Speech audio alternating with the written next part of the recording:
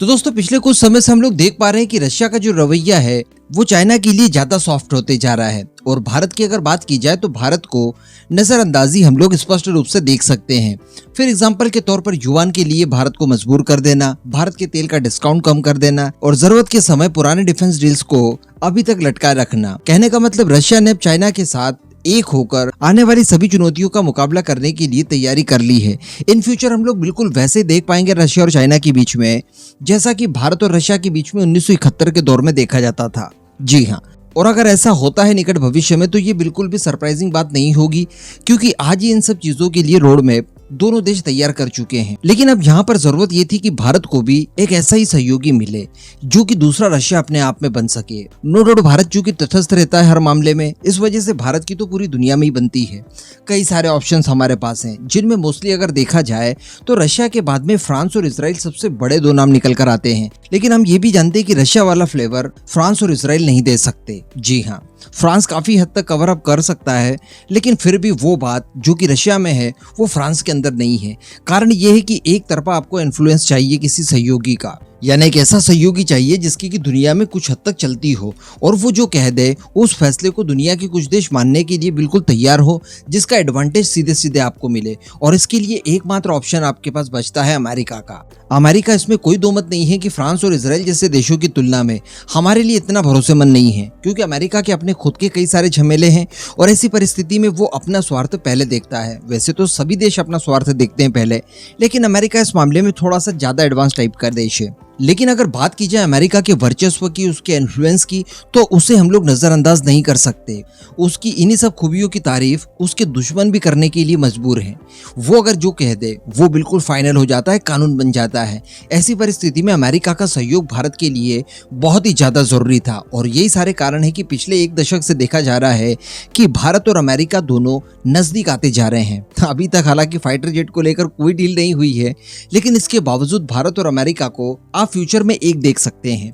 अब कुछ इसी तरह की चीजें निकल कर आ रही है जो कि भारत के पॉइंट ऑफ व्यू से काफी ज्यादा जरूरी थी और केवल रशिया के बाद अमेरिका ही ये सब कर सकता था और उसने फाइनली कर दिया। चलिए आगे जानते हैं क्या मामला है। आप बस चैनल को सब्सक्राइब जरूर कर दीजिएगा। तो आज से 4-5 महीनों पहले थोड़ा सा जाना पड़ेगा, जब भारत के अंदर रायसीना डायलॉग वगैरह चल रहा था। उस समय देखा गया कि भारत और अमेरिका के बीच में जो नजदीकियां थी वो कुछ अलग लेवल की देखने के लिए मिली। कई सारे बेसिक एग्रीमेंट जो बाकी थे अमेरिका और भारत के बीच में, उन्हें साइन किया गया, जिसमें एयरफोर्स टू एयरफोर्स सारी इन्फॉर्मेशन और सीक्रेट सर्विलांस जानकारियां साझा की जाएंगी। इस तरह की चीजें देखने के लिए मिली थी। अमेरिका ने उसी दौर में भारत को नेटो के लिए भी आमंत्रित किया था और कुल मिलाकर भारत नेटो में जा सकता है, इसकी शुरुआत भी उसी दौर में हुई थी। नेटो की एक टीम भारत भी आई थी, जिन्होंने गुप्त रूप से एक मीटिंग को भी आयोजित किया था। तो इन सारी चीजों को उस समय हमें देखने के लिए मिला। लेकिन वहां पर जो सबसे बड़ी चीज निकल कर आई थी वो ये थी कि अरुणाचल प्रदेश को लेकर अमेरिका कुछ ज्यादा कॉन्शियस है और अरुणाचल प्रदेश को अभी तक अमेरिका भारत का पार्ट मानता है, भारत के पार्ट के तौर पर ही रिकॉग्नाइज करता है। लेकिन ये चीजें केवल ओरली होती है। अब हम सभी जानते हैं कि 100 बका और 1 लिखा ये बराबर होता है।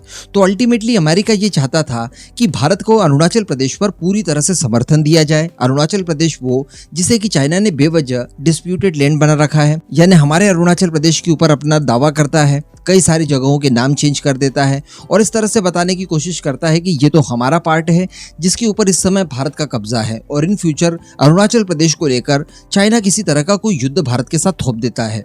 तो उस दौरान भी मैंने आपको एक बात बताई थी कि अमेरिका को यहाँ पर भारत को सहयोग करना है। ऑब्वियसली दोनों के बीच में म्यूचुअल अंडरस्टैंडिंग हुई है भारत अमेरिका के बीच में कि इस मामले को लेकर हम आपको मदद करेंगे तो उस मामले को लेकर आप हमारी मदद करना। भारत ने भी कुछ आश्वासन दिए होंगे, क्योंकि निकट भविष्य में अमेरिका और चाइना के बीच में भी कोई युद्ध हो सकता है, संभवतः ताइवान को लेकर, और भारत और चाइना के बीच में भी युद्ध की परिस्थिति कभी भी आ सकती है। दोनों की सेनाओं को अगर देखा जाए तो एलओसी के आजू बाजू खड़ी है, कभी भी किसी तरह का कोई संघर्ष शुरू हो सकता है। ऐसी परिस्थिति में अमेरिका भारत को किस नाते मदद करेगा? तो यहाँ पर काम आएगा अमेरिका द्वारा लिए गए आज ऑफिशियल डिसीजन, जिसमें कुछ तो एग्रीमेंट है। एग्रीमेंट के जरिए वो हमें सूचनाएं प्रदान कर पाएगा, जो भी उसके पास सीक्रेट इन्फॉर्मेशन आएगी, जो उसने सर्विलांस के जरिए हासिल की होगी, वो भारत को अमेरिका दे पाएगा।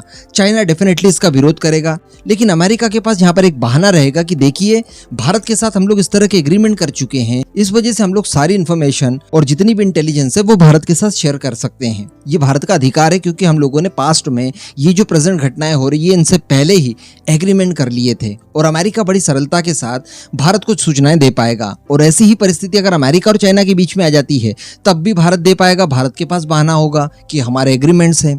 इसके अलावा दोस्तों, अरुणाचल प्रदेश को लेकर जैसा कि संभवतः युद्ध हो सकता है चाइना और भारत के बीच में, तो यहाँ पर हमें अमेरिका की मदद की जरूरत पड़ सकती है। अब अमेरिका अगर मदद के लिए आएगा तो वो किस बहाने आएगा, क्योंकि चाइना उस समय कहेगा कि ये हमारी टेरिटरी है, भारत कहेगा कि ये हमारी टेरिटरी है, लेकिन अमेरिका किसकी टेरिटरी मानता है? अमेरिका के पास भी तो कोई ऑफिशियल लेखा जोखा इसके लिए चाहिए ना। वो भी तो ऑफिशियल किसी चीज को रिकॉग्नाइज कर दे कि ये पर्टिकुलर देश का पार्ट है, उस आधार पर वो अपने फैसले ले पाएगा।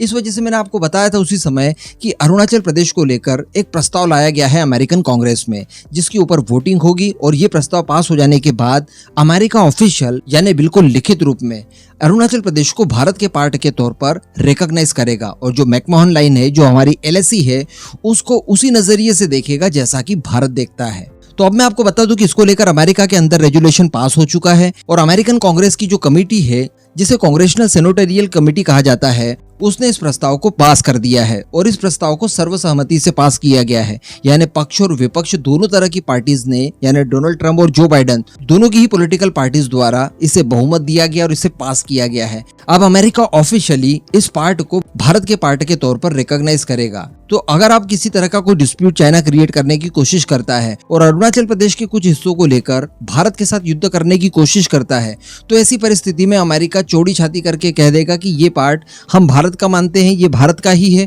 और अमेरिका का इन्फ्लुएंस आप जानते हैं काफी देशों के ऊपर है, तो उसके इन्फ्लुएंस वाले देश भी इस बात को मानने के लिए बाध्य हो जाएंगे, और इसी आधार पर वो भारत को लगातार लॉजिस्टिक की सप्लाई वगैरह और जो भी मदद चाहिए होगी वो पहुंचा पाएंगे। तो इन्हीं सब चीजों की तैयारी काफी लंबे समय से चल रही थी, आज जाकर वो फाइनली कंप्लीट हो चुकी है।